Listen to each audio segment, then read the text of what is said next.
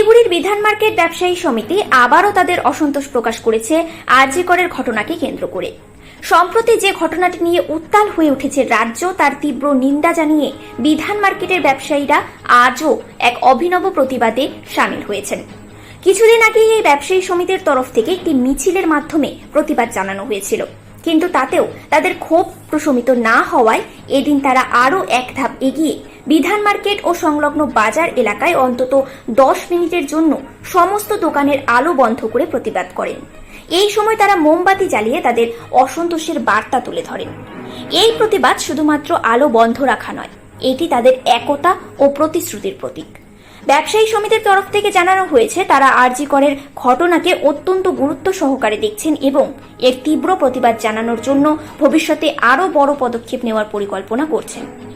এই প্রতিবাদে বিধান মার্কেটের সাধারণ ক্রেতারাও সমর্থন জানিয়েছেন, যা সমগ্র শহরের মানুষকে এই ইস্যুতে আরও সচেতন করে তুলেছে।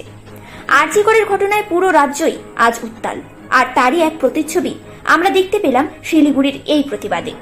Bureau report, news prime Times. প্রতিবাদের সম্বন্ধে কিছু প্রতিবাদ দেখুন, প্রতিবাদ তো সারা ইন্ডিয়াতে হচ্ছে, জানেন আপনারা। আমরাও চাই যে আমাদের বিধান মার্কেট থেকে আমরা প্রতিবাদ করছি, তার কারণ সকলেরই ঘরে মা বোন আছে, সকলেরই ঘরে মেয়ে আছে, বোন আছে, ভাই আছে, মা আছে, সবারই আছে। কিন্তু দেখুন, আজকে যেই মেয়েটা চলে গেছে, যেই মেয়েটাকে যেভাবে এরা অত্যাচার করে মেরেছে, তাদের কেন শাস্তি হবে না? আমি চাই যারা এর সঙ্গে জড়িত ছিলেন তাদের কঠোরতম শাস্তি হোক, এবং তাদের শাস্তি দেখে যেন আর বাকিরা যেন ভয় পেয়ে যায় না এই কাজ আর ভুল করা যাবে না।